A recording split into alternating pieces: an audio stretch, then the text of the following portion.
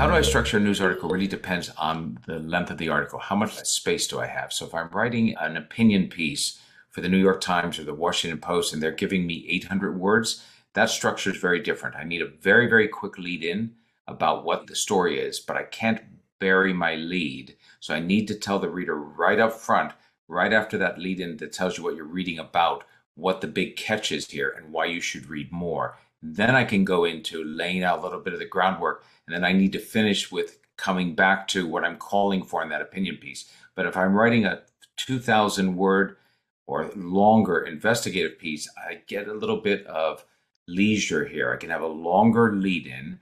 I still need to give you the lead somewhere near the top about the payoff you're going to get for going further. Because if you don't catch that reader in that first paragraph of that, you're not going to get them going any further.